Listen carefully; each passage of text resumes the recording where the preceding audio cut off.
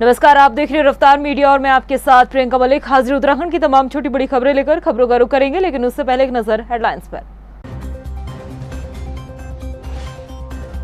Dehradun ISBT से सामने हैरान करने वाली तस्वीरें। परिवहन निगम यूनियन के ऑफिस से मिली शराब की बोतलें, एमडीडीए की व्यवस्थाओं पर उठे सवाल। कांग्रेस ने ग्लोबल इन्वेस्टर समिट को लेकर सरकार पर साधा निशाना। कहा, जनता की आंखों में धूल झोंकने का काम कर रही सरकार। राज्य में कहां हो रहा है नया इन्वेस्टमेंट। प्रदेश भर में चलाया गया स्वच्छता अभियान। स्वच्छता ही सेवा का लोगों को दिया संदेश। साफ सफाई के प्रति जनता को किया जागरूक।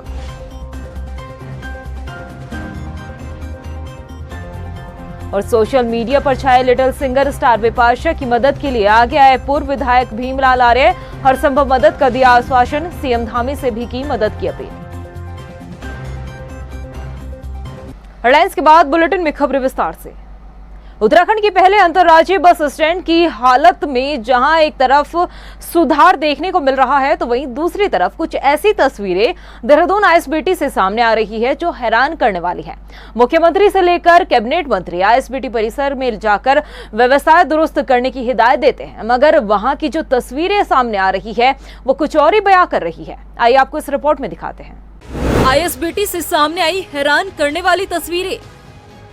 परिवहन निगम यूनियन के ऑफिस से मिली शराब की बोतलें, एमडीडीए के स्वच्छता अभियान से खुली पोल, सफाई व्यवस्थाओं को लेकर उठे सवाल।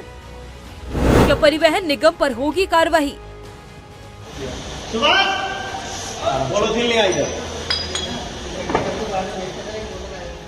ये तस्वीर है उत्तराखंड के पहले अंतर्राज्यीय बस स्टैंड में बने परिवहन निगम की यूनियन कार्यालय की, जहां से दर्जनों खाली शराब की बोतलें बरामद की गई। ये बोतलें उस वक्त बरामद हुई जब प्रदेश भर के साथ साथ देहरादून के आईएसबीटी परिसर में भी स्वच्छता अभियान चलाया जा रहा था। पूरे आईएसबीटी परिसर में एमडीडीए के उपाध्यक्ष बंसीधर तिवारी के नेतृत्व में सफाई अभियान चलाया गया, तो वहीं इस अभियान से आईएसबीटी परिसर में स्वच्छता की पोल भी खुल गई। इतना ही नहीं, मुख्यमंत्री से लेकर शहरी विकास मंत्री प्रेमचंद अग्रवाल ने खुद आईएसबीटी परिसर का निरीक्षण कर सफाई व्यवस्थाओं को दुरुस्त करने के निर्देश दिए थे, मगर यहां उन निर्देशों को भी ताक पर रखा गया और इस तरह का कृत्य सामने आया है। हालांकि अब परिवहन निगम की यूनियन के ऑफिस से मिली शराब की बोतलों पर एमडीडीए के उपाध्यक्ष बंसीधर तिवारी ने भी गहरी नाराजगी जताई है और परिवहन निगम को पत्र लिख कार्रवाई की बात कही है। ये बहुत ही गलत बात है। 2 दुकानों से भी हमने सफाई की है, जहाँ से कूड़े निकले हैं उनको भी चेतावनी जारी किया हमने कि हटा देंगे अगर उन्होंने आदत नहीं सुधारी। इसके अलावा जो कर्मचारी यूनियन का ऑफिस है वहाँ भी खाली मात्रा में काफ़ी शराब की बोतलें मिली हैं। ये बहुत ही आपत्तिजनक बात है और उनको भी हम बताएंगे कि इस तरह की जो चीज़ें हैं ये ठीक नहीं है। सार्वजनिक स्थान और इसकी शुचिता जो है बनाए रखनी चाहिए। निश्चित रूप से जैसे मैंने बताया है कि हम लिखोगे यूटीसी को लिखेंगे कि इस तरह की चीज़ें नहीं होनी चाहिए, और जैसा कि मैंने बताया बसों में भी डस्टबिन रखने के लिए हम व्यवस्था सुनिश्चित करेंगे ताकि जो साफ सफाई वो बनी रहे। वहीं दूसरी तरफ स्थानीय दुकानदारों का ये भी कहना है कि जब से आईएसबीटी की कमान एमडीडीए संभाल रहा है, तब से आईएसबीटी परिसर के भीतर सुधार देखने को मिल रहे हैं। हाँ, इसमें काफ़ी हद तक सुधार हुआ है। पहले तो यहाँ नीचे जहाँ हमारी बसें लगती थी काफ़ी गंदगी रहती थी, टूटी फूटी सड़कें थी। काफ़ी अच्छा मतलब सड़कें अच्छी हो गई, साफ सफाई का पूरा ध्यान दिया जा रहा है। मतलब हिसाब से तो एमडीडीए रहना चाहिए, क्योंकि एक सरकारी मान्यता अलग होती है, एक कॉन्ट्रैक्ट कंपनी अलग चीज़ होती है। अगर सरकारी विभाग यहाँ पे अगर अच्छी सुविधाएं दे, और अभी तो स्टार्ट ही हुआ, अभी आगे पता चलेगा। अभी फ़िलहाल ये थोड़ा मरम्मत कराइए, ठीक है, लेकिन आगे और मरम्मत की आवश्यकता है। आईएसबीटी का संचालन जब रैम्प की कंपनी कर रही थी तो हमेशा सवाल व्यवस्थाओं को लेकर खड़े होते रहे, मगर अब आईएसबीटी की कमान एमडीडीए के हाथों में है और व्यवस्थाओं में सुधार को लेकर लाख दावे किए जाते हैं। लेकिन हकीकत ये भी है कि उन दावों के बीच कभी मंत्री सफाई व्यवस्थाओं को लेकर अधिकारियों की फटकार लगाते नजर आते हैं, तो कभी खुद एमडीडीए के सामने अपनी ही व्यवस्थाओं की पोल खुलती नजर आती है। ऐसे में देखना अब ये होगा कि व्यवस्थाओं को दुरुस्त करने के लिए क्या कुछ बेहतर रणनीति बनाई जाती है। रफ्तार मीडिया के लिए देहरादून से मनीष डंगवाल की रिपोर्ट। आईएसबीटी की व्यवस्थाओं में सुधार को लेकर शहरी विकास मंत्री प्रेमचंद अग्रवाल का कहना है कि जब से आईएसबीटी का स्वामित्व एमडीडीए के पास आया है तब से आईएसबीटी की व्यवस्थाओं में सुधार किया गया है और आगे भी और बेहतर सुधार देखने को मिलेंगे, जिसके लिए अधिकारियों को निर्देश दिए गए हैं। साथ ही साफ सफाई व्यवस्थाओं के साथ साथ सड़क और शौचालय की साफ सफाई के लिए भी निर्देश दिए गए हैं और यात्रियों के बैठने को लेकर भी नई बेंच की व्यवस्था करने को कहा गया है। पूरा कार्यभार हमने एमडीडी ने लिया, चूँकि ये संपत्ति एमडीडी की है, मेरे विभाग का एक हिस्सा है और तब से लेकर अब तक माननीय मुख्यमंत्री जी ने भी उसका एक बार निरीक्षण किया था। तो वहाँ की जो सड़कों की हाल थी, जो वहाँ के फुटपाथ के हाल थे, टॉयलेट्स के हाल थे, तो उसको हमने सुधार लाने का काम किया। आप देखा होगा कि वहाँ हमने टाइल्स लगाई है, टॉयलेट्स ठीक ठाक किए हैं। उसी प्रकार जो हमारी सड़कें हैं उनको दुरुस्त किया है। और अब मैंने ये भी कहा है, परसों मैं भी उसका निरीक्षण किया था, तो वहाँ जो बेंचेज है उसको बदलने का हम काम करेंगे, या जो भी इस प्रकार की जहाँ पे जनता के हित के लिए जो सुविधाएं हम दे सकते हैं, खासकर सफाई को लेके, तो वो हम करेंगे। आज पूरे देश के साथ साथ उत्तराखंड में भी स्वच्छता अभियान चलाया गया, जिसमें आम जनता से लेकर खास लोगों ने हिस्सा लिया है। सभी ने स्वच्छता सेवा के जरिए राष्ट्रपिता महात्मा गांधी को उनकी जयंती पर श्रद्धांजलि अर्पित की। आप स्क्रीन पर ये तस्वीरें 3 अलग अलग जगहों की देख रहे हैं। पहली तस्वीर राजधानी देहरादून के गांधी पार्क की है, जहां पर मंत्री प्रेमचंद अग्रवाल, सांसद माला राज्य लक्ष्मी शाह और मेयर गामा ने श्रमदान किया। दूसरी तस्वीर आप मंत्री गणेश जोशी को श्रमदान करते हुए देख सकते हैं और आखिरी तस्वीर पौड़ी की है, जहां पर गढ़वाल सांसद तीरथ सिंह रावत को स्वच्छता अभियान में उन्होंने हिस्सा लिया और सभी लोगों को सफाई के प्रति जागरूक भी किया गया। कांग्रेस के प्रदेश अध्यक्ष करण महारा ने ग्लोबल इन्वेस्टर समिट को लेकर सरकार पर जमकर निशाना साधा है। उन्होंने कहा कि समिट को लेकर सरकार जो माहौल बना रही है वो प्रदेश की जनता की आंखों में धूल झोंकने का काम करने वाला है। उन्होंने कहा कि साल 2018 में तत्कालीन मुख्यमंत्री त्रिवेंद्र सिंह रावत ने जो बातें बोली थी वही सेम बातें मुख्यमंत्री पुष्कर सिंह धामी कह रहे हैं। कांग्रेस ने आरोप लगाया कि जिस उषा कंपनी के साथ एमओयू साइन किया गया है वो पहले से ही उत्तराखंड में काम कर रही है, तो नया इन्वेस्टमेंट कहां हो रहा है। त्रिवेंद्र रावत के समय में जो इन्वेस्टमेंट मीट हुई या जो भी उस समय कार्यक्रम चले, जो बयान राजनाथ सिंह से लेकर त्रिवेंद्र रावत ने दिए, जिस तरीके से 7 लाख लोगों को रोजगार दिए जाने के बैनर्स और होर्डिंग्स लगाए गए, धामी जी की सरकार में ये कॉपी पेस्ट हो रहा है। उसी तरीके के बयान, उसी तरीके की बातें, उसी तरीके का प्रचार धामी जी की सरकार कर रही जो टीएसआर के समय में हुआ था। आपने एक कहावत सुनी होगी कि अगर दिल में कुछ कर गुजरने का जज्बा हो तो मंजिलें खुद ब खुद आपकी तरफ चली आती है और ऐसा ही कुछ देवभूमि की viral little singer star Bipasha के साथ देखने को मिल रहा है, जिसमें अपनी मधुर आवाज से न सिर्फ उसने सोशल मीडिया पर जगह बनाई बल्कि लोगों के दिलों में भी जगह बनाई है। अब उसकी मदद के लिए लोग आगे भी आ रहे हैं। आइए इस रिपोर्ट में दिखाते हैं।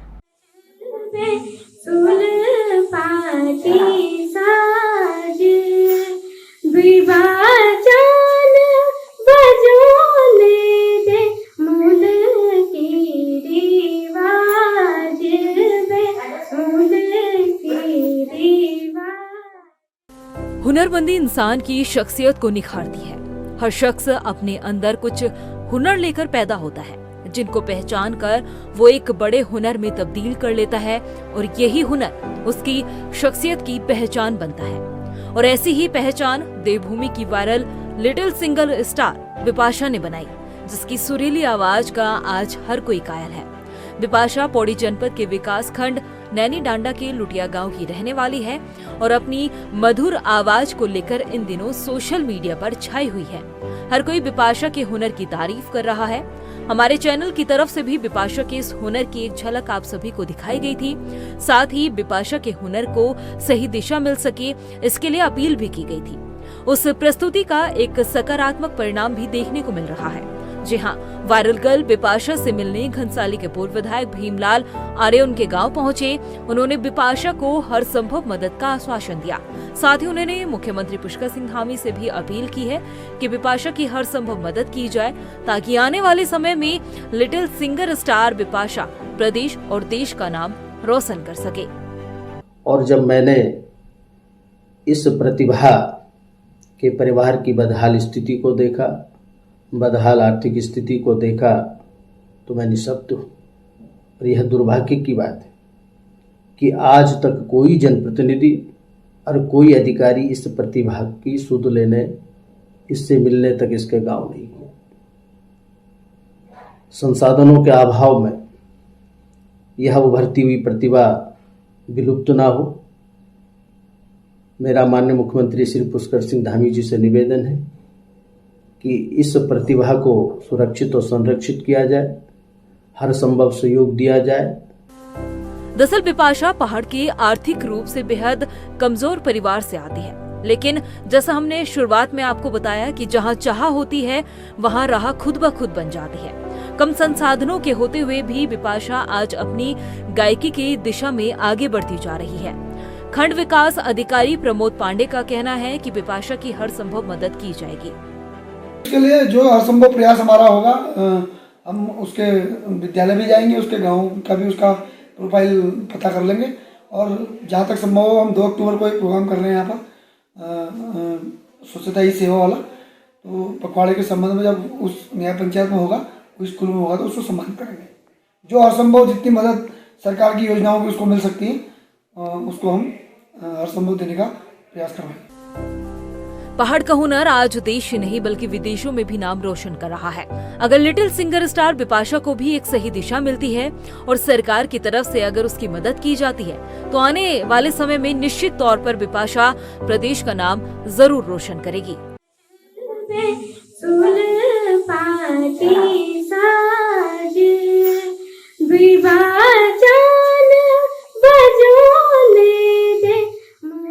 रफ्तार मीडिया के लिए पौड़ी से भगवान सिंह की रिपोर्ट।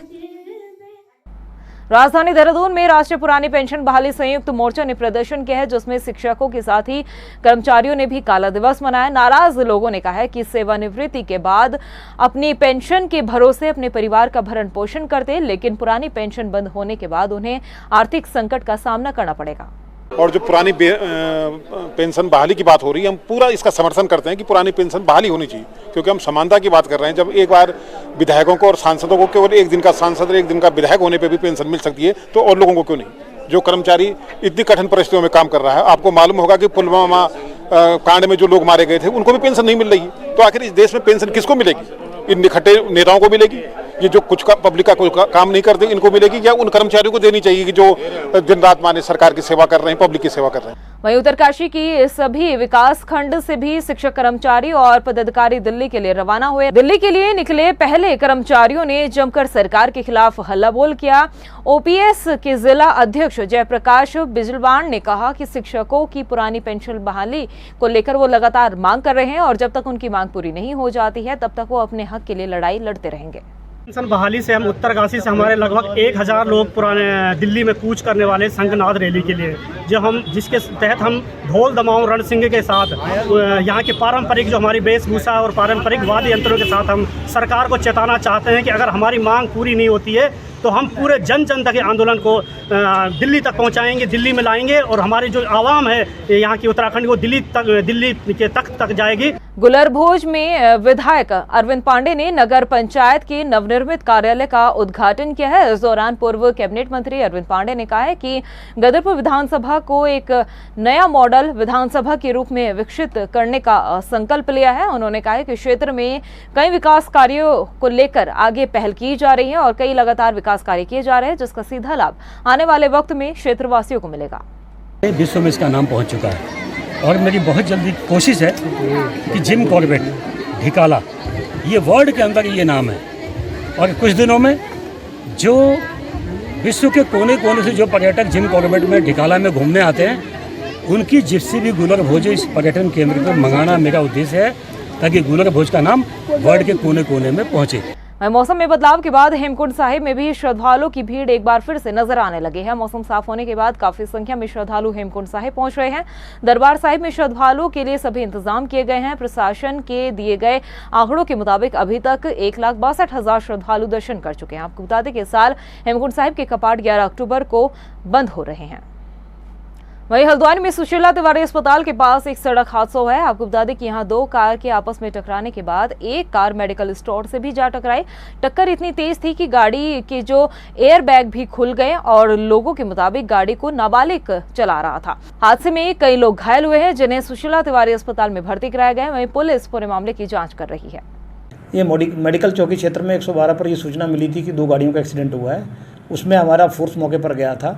उनके द्वारा मौके पर जाकर गाड़ियों का नंबर नोट किया गया है और गाड़ियों के नंबर के आधार पर एक कांस्टेबल गए थे, तो गाड़ियों के नंबर के आधार पर उनका कौन ओनर है उसका नंबर निकाला जा रहा है और उसमें सीसीटीवी फुटेज के आधार पर अगर ये पाया जाएगा कि किसी गाड़ी को कोई नाबालिग बच्चा चला रहा था तो उसके विरुद्ध कार्रवाई की जाएगी। प्रदेश की खबरों में इतना ही, फिर हाजिर होंगे कुछ खास खबरों के साथ। अब तक के लिए मुझे दे इजाजत, नमस्कार।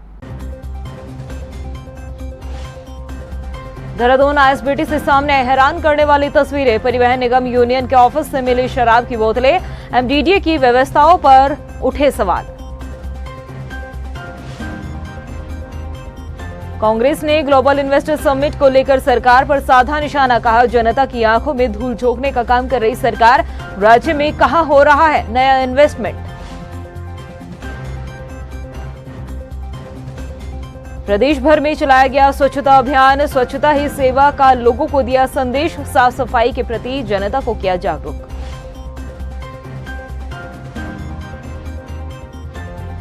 और सोशल मीडिया पर छाए लिटिल सिंगर स्टार बिपाशा की मदद के लिए आगे आए पूर्व विधायक भीमलाल आर्य, हर संभव मदद का दिया आश्वासन, सीएम धामी से भी की मदद की अपील।